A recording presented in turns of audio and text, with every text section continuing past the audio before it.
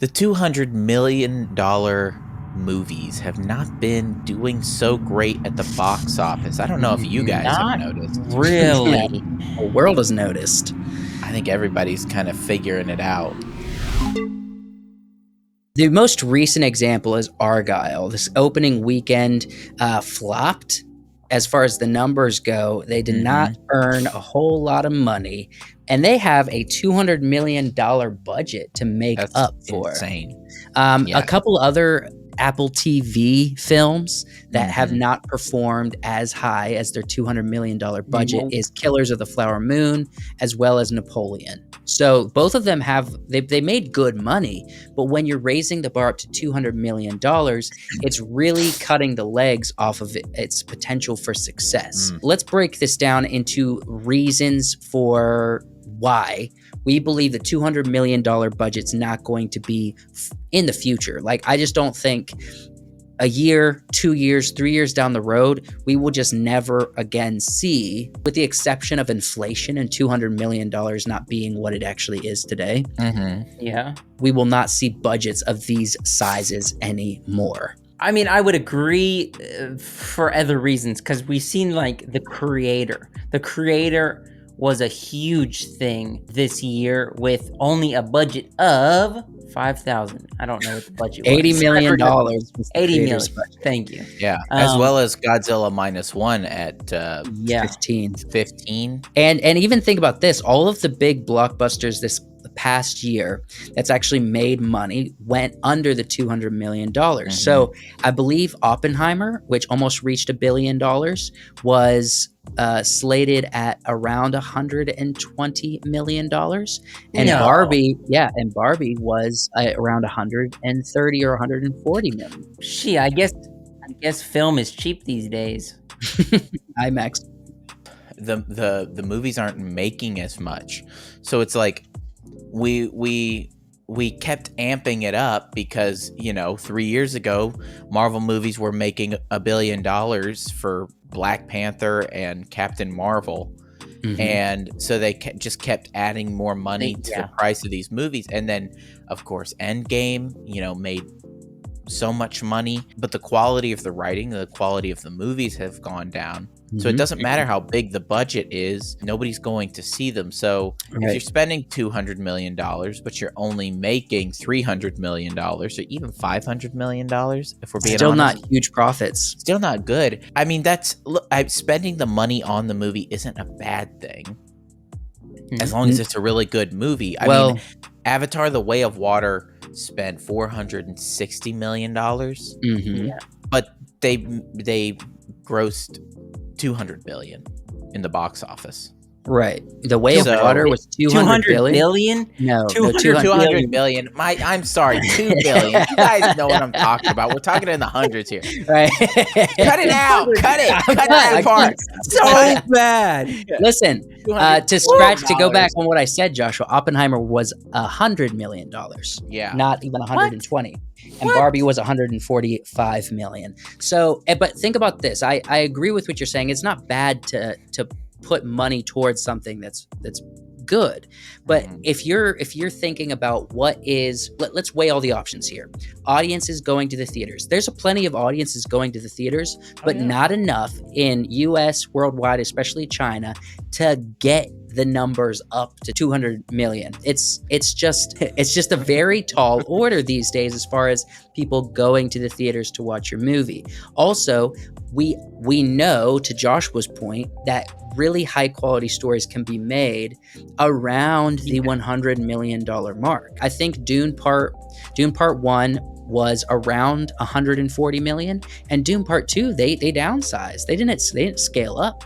They went down to $120 million for Dune Part 2 because they didn't need all this extra money. And the cheaper you can make it without suffering on quality, which these movies that are doing really well are not suffering on quality. They're success stories as opposed to flops. And let's look at all the flops. We have the Marvels, a huge flop, right? All the Marvel movies that have come out recently, I believe, have been upwards of $200 million. I'm pretty sure they gave like this past year and a half like a blanket statement of saying all Marvels get $200 million budgets, primarily because of the last success, which was Spider-Man, Endgame? right? Mhm. Oh, okay. Yeah. That was Yeah. the last big success, and that worked, but it worked for very specific reasons. Yeah. This is the problem, I think. Also, Hollywood says if it's gonna work, we have to throw as much money at it as possible. Oh, yeah. Mhm. Wish, the animated film that flopped, that had a $200 million budget, contrasted with Mario, which had a $100 million budget, right? That's So one's a success and one's not, and they're both animated films, right? At the end of the day. how much. I don't mean to go off topic at all, but I am a tiny bit. Spider-Man. No Way Home. No Way Home. Thank you. How much did they pay their actors specifically? I'm curious because, like, how many huge name actors like Willem, Doc Ock, all these characters came back to play in that movie? I'm curious what their budget was for just actors. Well, I would. There's an argument to say you probably put that $200 million budget to good use for Yeah. that Spider-Man film, but all the Marvel movies after that, it just honestly is wasteful spending. I mean, How much we pay Brie Larson these days? probably a little too much, Probably not as much as in the past. if we're right? being honest. But it's still too much. So, what are some other reasons? I think equipment costs. To go back to the creator, Greg Fraser worked with the director to cut costs as much as possible for the creator film, right? Mhm. Gareth Yeah. Edwards is the director's name. And so they worked with a very limited crew. And then, Oren Sofer and Greg Fraser made sure that the equipment costs were extremely low, but didn't suffer. And that's why they're the first Hollywood film to use something, basically a $3,000 camera Yeah. for a huge movie.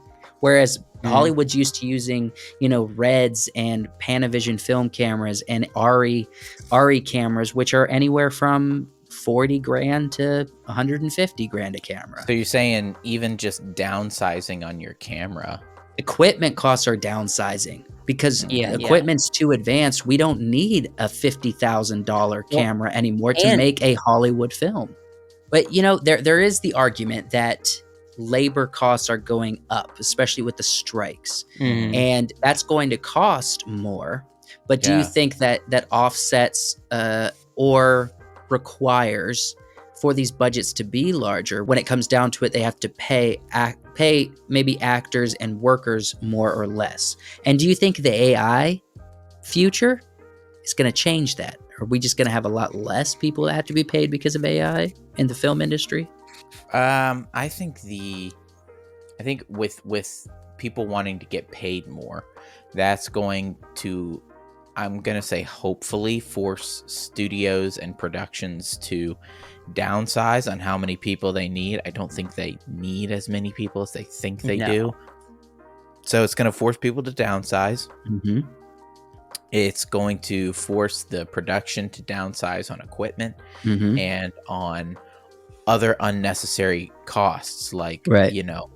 why are we paying so-and-so's assistant $100,000 a year to go Yeah. get coffee for him? Right. That's coming out Hey. of our budget. Hey, we need those positions open, for entry level people like Look, us. I'm just saying, you've got It's not the to- future.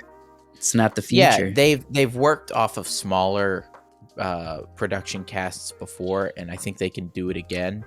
And until people realize that maybe you don't need as much money as, maybe the actors need to realize they don't need as much money as they're being No. paid. Well, we also and- have we have the issues with studios telling us week after week the past few months that we are downsizing in money. I mean, Mhm. so the Disney proxy fight that's happening right now, try for higher controls of the board at Disney. Mhm. It's because they believe they've been irresponsible with the funds and with Disney's budgeting, right? Yeah.